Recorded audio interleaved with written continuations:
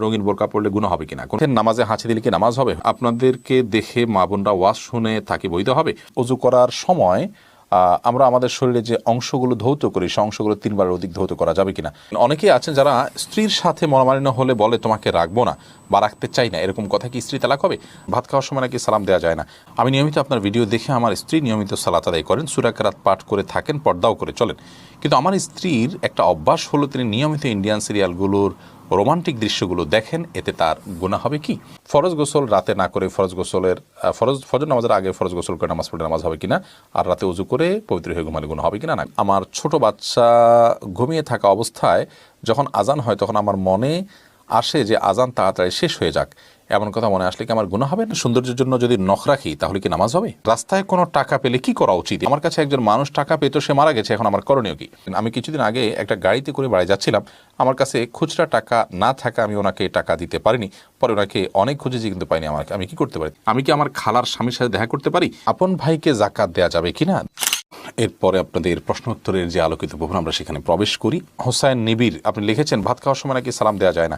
না, এটা আমাদের সমাজের প্রচলিত প্রথা, সালাম দেওয়া যেতে পারে, মানে এতে বড় কোনো অসুবিধা নেই। বিশেষ করে যদি এতে কোনো অসুবিধা নেই, আপনি যাকে সালাম দিচ্ছেন তিনি যদি খেতে বসেন এবং আপনার লোকমা মুখে নিচ্ছেন বা এমন টাইমে আপনি সালাম দেন, তখন তিনি ক্ষতিগ্রস্ত হতে পারেন বা কষ্ট হতে পারে, এরকম সময় সালাম দিবেন না। আদারওয়াইজ খাওয়ার সময় সালাম দেওয়া নেই, এতে কোনো অসুবিধা নেই। লাকি মীর আপনি লিখেছেন মৃত্যুর পর হিসাব নিকাশের পর কি জান্নাতে বাবা মার সাথে দেখা হবে আর দুনিয়া কোনো কথা মনে থাকবে? আলমুল গায়েবের বিষয় দুনিয়ার কোনো কথা, দুনিয়ার অনেক কিছু মনে থাকবে না, হাদিস থেকে বোঝা যায়, কিন্তু সব কিছু যে মনে থাকবে সেটা হাদিস থেকে বোঝা যায় না, আল্লাহ আলম। আর হিসাব নিকাশের পর বা আমার সাথে সাক্ষাৎ হতে পারে, বিশেষ করে উভয় যদি জান্নাতি হয় তাহলে তো অবশ্যই সাক্ষাৎ হবে। ওবায়দুল হক আপনি লিখেছেন আমার কাছে একজন মানুষ টাকা পেতো, সে মারা গেছে, এখন আমার করণীয় কি? আপনি তার পরিবারের কাছে, তার বংশধরদের কাছে টাকা পৌঁছে দিবেন, তাদেরকে যদি পাওয়া না যায় তাহলে তার তরফ থেকে গরিব দুঃখীকে দান করে দিবেন, সওয়াব যেন তিনি পান সে আশায়। মোহাম্মদ হাসিবুর রহমান চৌধুরী লিখেছেন নফল রোজা কোনো কারণে ভাঙতে হলে পরবর্তীতে কি কাজা করতে হবে? নফল রোজা রাখলে সেটা যদি ভেঙে ফেলেন পরবর্তীতে রাখতে হবে কিনা? হানাফি মাযহাব রোজা রাখতে হবে, কারণ আল্লাহ তাআলা বলেছেন লা তুবতিলু আমালাকুম, তোমরা তোমার আমল বরবাদ করো না। আপনি নফল রোজা রাখার আগ পর্যন্ত স্বাধীন ছিলেন, রাখা না রাখার পরে কিন্তু রেখে ফেলেছেন, শুরু করেছেন, তার এটা পুরো করা ওয়াজিব এই আয়াতের কারণ আর বিভিন্ন হাদিসের আলোকে। যার কারণে সেটাকে আপনি পূর্ণ করতে হবে, যদি আপনি পূর্ণ না করেন তাহলে পরবর্তীতে কাজা করতে হবে। যদিও বিষয়ে হাম্বলি ফিকহের ওলামা ইকরাম বা আহলে হাদিস ওলামা ইকরাম তাদের দৃষ্টিভঙ্গি ভিন্ন, তারা বলেন যে আপনার কাজা করতে হবে না, কারণ এটা নফল। সুবরিন আপনি লিখেছেন সৌন্দর্যের জন্য যদি নখ রাখি তাহলে কি নামাজ হবে? আর কয়দিনের বেশি নখ রাখা জায়েজ নাই?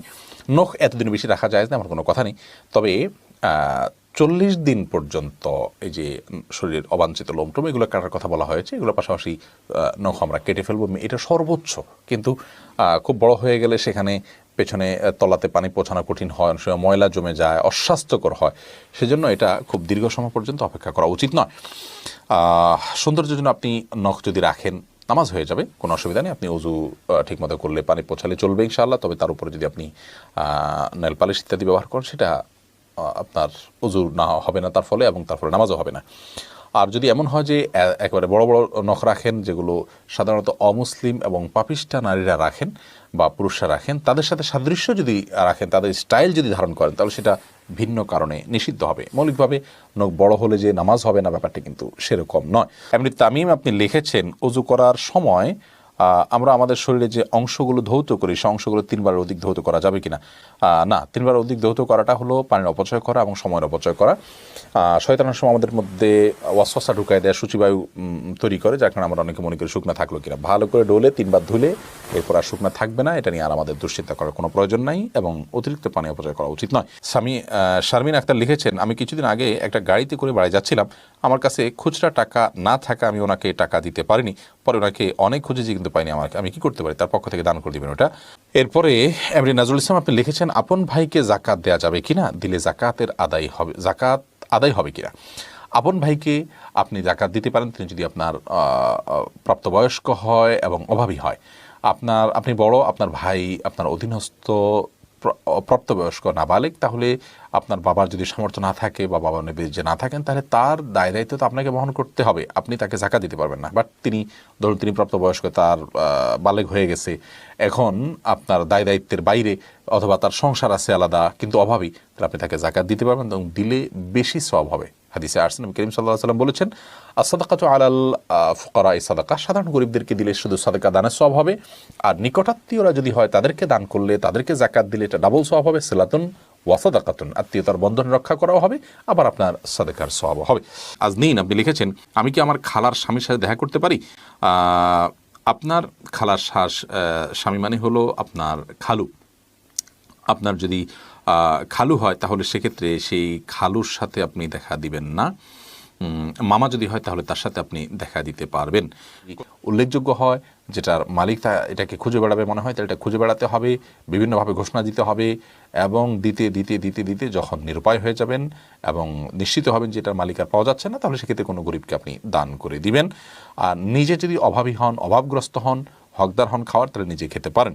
জাকিয়া খান নাসরিন আপনি লিখেছেন, আমার ছোট বাচ্চা ঘুমিয়ে থাকা অবস্থায় যখন আজান হয় তখন আমার মনে আসে যে আজান তাড়াতাড়ি শেষ হয়ে যাক। এমন কথা মনে আসলে কি আমার গুনাহ হবে? না, এরকম কোনো গুনাহ হবে না, কারণ এটাতে আপনি আপনার শিশুর ঘুমের দিকে তাকিয়ে চাচ্ছেন যে আজানটা অল্প সময় যেন শেষ হয়ে যায়। আপনি আজানের প্রতি কোনো বিদ্বেষ থেকে তো আর বলছেন না, ইন্নামাল আমাল বিন্নিয়াত বিধায় এর কারণে আপনার ঈমান চলে যাবে বা গুনাহ হবে, এরকম না বিষয়টা। আমি নিয়মিত আপনার ভিডিও দেখে আমার স্ত্রী নিয়মিত সালাত আদায় করেন, সূরা কেরাত পাঠ করে থাকেন, পর্দাও করে চলেন, কিন্তু আমার স্ত্রীর একটা অভ্যাস হলো তিনি নিয়মিত ইন্ডিয়ান সিরিয়ালগুলোর রোমান্টিক দৃশ্যগুলো দেখেন, এতে তার গুনাহ হবে কি?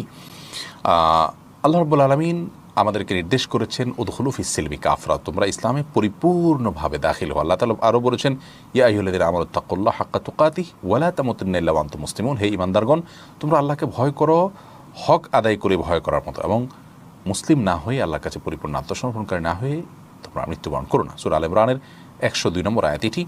এই আয়াত দ্বারা বোঝা গেল যে আমাদের বোন তিনি সালাত আদায় করছেন, নিয়মিত ইসলামিক কন্টেন্টগুলো দেখেন, ভালো কাজ করার চেষ্টা করেন, তিনি আলহামদুলিল্লাহ ইসলামে আছেন, ইসলাম মানার চেষ্টা করছেন, কিন্তু আল্লাহ তাআলা নির্দেশ করছেন আল্লাহকে পুরোপুরি ভয় করার জন্য, ইসলামে পরিপূর্ণ দাখিল হওয়ার জন্য। বিধায় সেটি আমাদের করা উচিত। নবী করিম সাল্লাল্লাহু আলাইহি ওয়াসাল্লাম বলেছেন, ইত্তাকিল মাহারিমা তাকুনু আবাদান নাস, তুমি হারাম কাজ থেকে বেঁচে থাকো, তুমি সবচেয়ে বড় ইবাদত গুজার হবে। ইতিবাচক ভালো কাজ যেমন জিকির, আজকার, তাসবিহ, তেলাওয়াত আমরা করছি, এগুলোর পাশাপাশি যখন আমরা হারাম কাজ থেকে বেঁচে থাকবো তখনই আমরা প্রকৃত অর্থে এবং সবচেয়ে বড় আবেদ হতে পারবো আল্লাহ রাব্বুল আলামিনের কাছে। আমাদের সে বোনকে আমরা এই লাইভের মাধ্যমে আবেদন জানাচ্ছি যে মানে যে সমস্ত ফিল্মের আপনার ক্লিপগুলো দেখে থাকেন, রোমান্টিক কোনো দৃশ্য দেখে থাকেন, সেগুলো দেখা আমাদের জন্য হারাম, এবং সেগুলোতে মিউজিক্যাল ইনস্ট্রুমেন্টের ব্যবহার ছাড়াও আপনার এমন দৃশ্যগুলো থাকে যেগুলো পুরুষ নারী কারোর জন্যই দেখা যায় থাকে না, যার কারণে আপনার এগুলো দেখা থেকে আমাদের বিরত থাকা উচিত। আমরা অনেকে এগুলোকে হারাম মনে করি না, অপরাধ মনে করি না। আল্লাহ তাআলা তৌফিক দান করুন আমাদেরকে বেঁচে থাকার সকল হারাম থেকে